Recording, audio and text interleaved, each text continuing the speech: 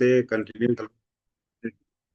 लगातार। तो आज हमारे बीच बहुत ही अच्छे हेल्थ कोच हैं जो इसको पूरा देख रेख कर रहे हैं और हम लोग को अच्छी जानकारी वो देते हैं। पेशे से टीचर हैं और कटिहार से हैं। तो हम सब जोरदार क्लैपिंग के साथ उनको बुलाना चाहेंगे। Mister Anand Kumar Jha, please help me welcome.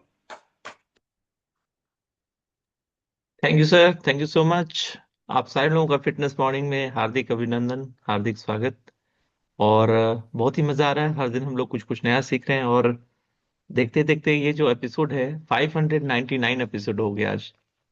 कल ये 600 एपिसोड हो जाएगा और हम लोग 6 सेंचुरी कंप्लीट कर चुके हैं। 600 दिन हम लोगों का कल पूरा हो जाएगा। तो बहुत ही बढ़िया बात है, बहुत ही खुशी की बात है। दोस्तों, आज जो टॉपिक है वो है इरेक्टाइल डिसफंक्शन। ये एक ऐसा टॉपिक है जिस पे हम लोग जानकारी जरूर लेना चाहिए, लेकिन इस पे कोई बातचीत नहीं करते। तो इसको इन शॉर्ट हम लोग जानेंगे, बाकी जो डिटेल्स है आप लोग खुद से उसको सर्च कर सकते हैं। इरेक्टाइल डिसफंक्शन वह स्थिति है जिसमें पुरुष को जो फिजिकल रिलेशन है वो बनाने के दौरान काफी ज्यादा इरेक्शन प्राप्त करने के लिए उन्हें कठिनाई करनी पड़ती है। और ये जो प्रॉब्लम है लगातार 3 महीने या उससे ज्यादा अधिक समय तक अगर बनी रहे तो उसको मेडिकल कंडीशन माना जाता है। तो ये जो पर्सनल चैलेंज है इसके बारे में लोग बात नहीं करते हैं और इसमें बहुत ज्यादा प्रॉब्लम होता है, बहुत ज्यादा कॉम्प्लिकेशन होता है।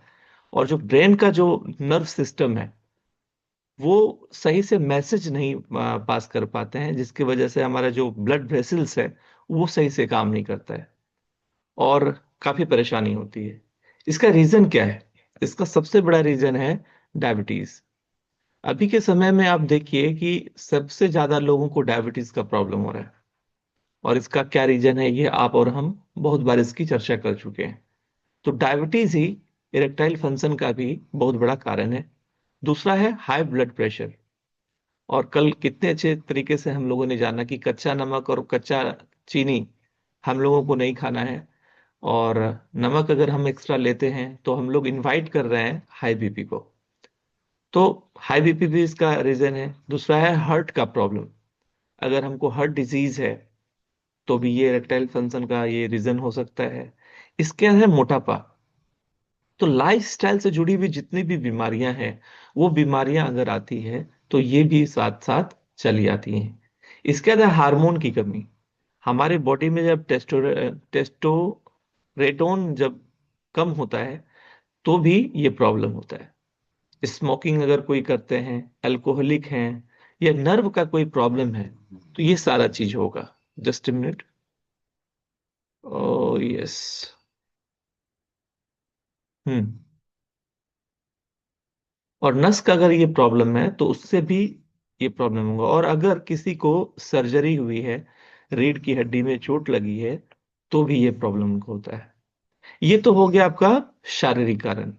कुछ मेंटल रीजन भी होता है। जैसे अगर कोई बहुत ज्यादा स्ट्रेस में है, एंजाइटी में है, डिप्रेशन है, रिश्ते में खटास आ गई है और फेलियर्स का डर है, तो भी ये प्रॉब्लम होता है।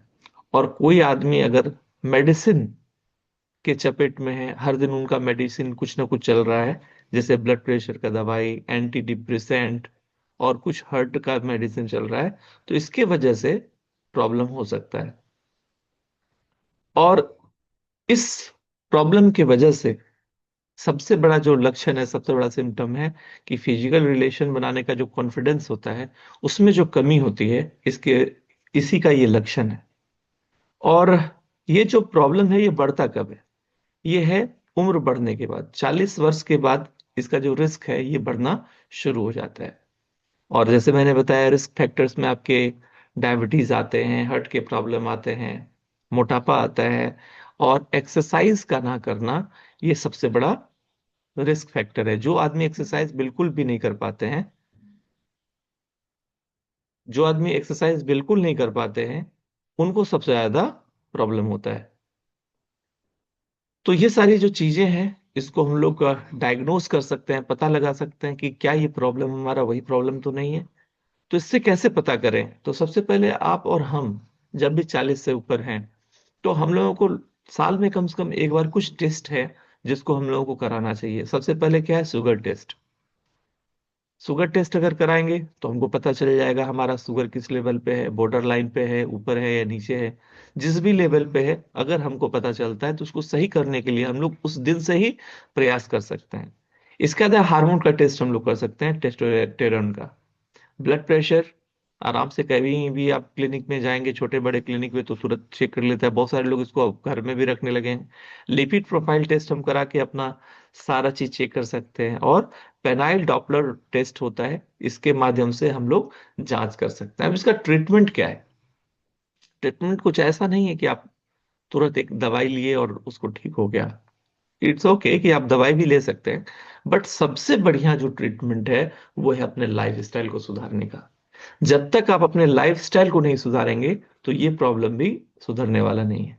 तो लाइफस्टाइल को क्या करना है सुधारने का? नियमित व्यायाम करना है, रेगुलर एक्सरसाइज। अपने वजन को कंट्रोल कीजिए। अगर आप अपने वजन को कंट्रोल करते हैं तो जितनी भी बीमारियां हैं उन सारी बीमारियों से आप बच सकते हैं। और अगर वजन कंट्रोल नहीं करते हैं तो सारी बीमारियां धीरे धीरे आपकी बॉडी में आनी शुरू हो जाएंगी।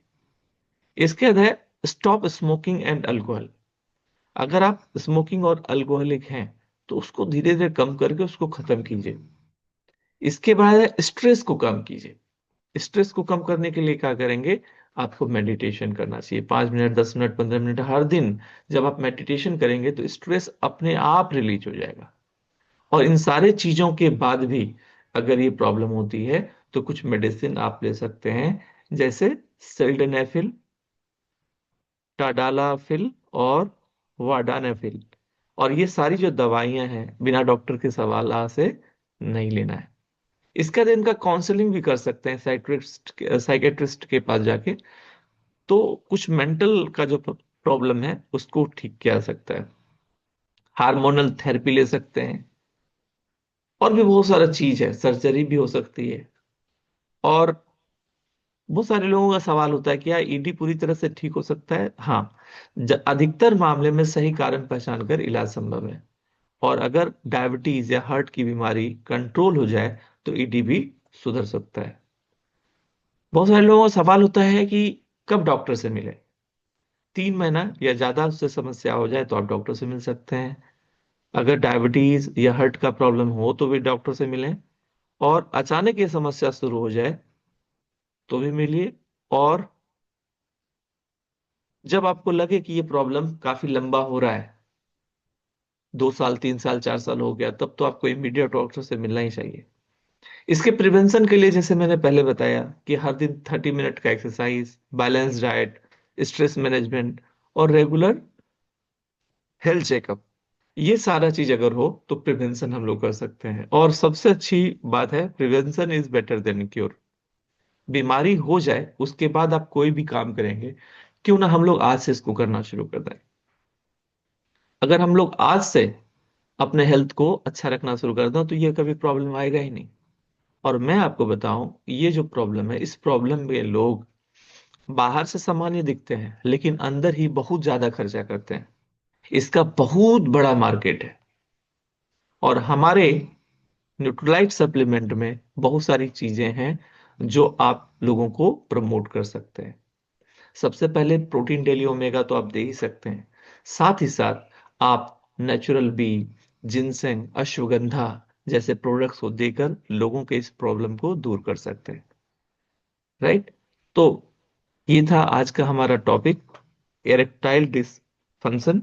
इसकी जो डिटेल इंफॉर्मेशन है आप खुद से भी तैयार कर सकते हैं। और जब आप इसकी डिटेल इंफॉर्मेशन तैयार करेंगे तो मेक श्योर कि आपका नॉलेज बढ़ेगा। जब आपका नॉलेज बढ़ेगा तो आप बहुत सारे लोगों को बेनिफिट दे सकते हैं। क्योंकि मोस्ट ऑफ द पीपल जो हम लोग यहाँ पर हैं वो सब उसी एज ग्रुप के हैं। और जितने भी प्रॉब्लम के लोग इससे जूझ रहे हैं वो भी 40+ के ही लोग होते हैं। तो चलिए इस पे हम लोग अच्छे से काम करें, नॉलेज लें और लोगों को हेल्दी रहने में मदद करें। So this, thank you. Back to Pramod sir. Thank you Anand sir के लिए जोरदार क्लैपिंग हो जाए, इन्होंने बहुत बढ़िया इंफॉर्मेशन दिया। देखिए, सबसे पहले तो जैसा कि सर ने बताया, 40 ऊपर जितने लोग हैं पीडीओ लेना शुरू कीजिए। प्रोटीन डेली ओमेगा, समस्या आएगी नहीं। हर तरह का मैक्सिमम बीमारियों का इलाज है। और आज जो इलनेस सेक्टर है बहुत तेजी से बढ़ रहा है, इसको आप देख रहे हैं। ये आने वाले 5 सालों में वेलनेस सेक्टर बहुत तेजी से उछाल लाएगा। और अभी जो वेलनेस का जो मार्केट है उससे कम 10 गुना हो जाएगा, क्योंकि लोग की जानकारी हो रही है। लोग समझ रहे हैं कि दवा जो इलाज नहीं है, इसका साइड इफेक्ट है। तो हर कोई वेलनेस की ओर जा रहा है। तो हम लोग वेलनेस को ध्यान दें और अपना बिजनेस भी इससे बड़ा होगा। और सब सही बताया सर ने कि अगर आप जिंक्सन का इस्तेमाल करते हैं तो ये चैलेंज नहीं है। लेकिन हाँ, एक चीज ध्यान रखें, जो भी साइलेंट का यूज करे उसके पहले देख ले कि उनका बीपी हाई नहीं है। अगर बीपी हाई है तो जिंक्सन का यूज ना करे, बेहतर होगा। जिंक्सन के लिए लेने के पहले अपने बीपी को नॉर्मल कीजिए, तब जाके उसको लीजिए। तो सर के लिए जोरदार क्लैपिंग फिर से हो जाए। बहुत सारी इन्फॉर्मेशन हमने दिया। और 40 से ऊपर जितने हम सलाह देंगे, कम से कम पीडीओ लेना शुरू कर दिए, कोई चैलेंज नहीं आएगा।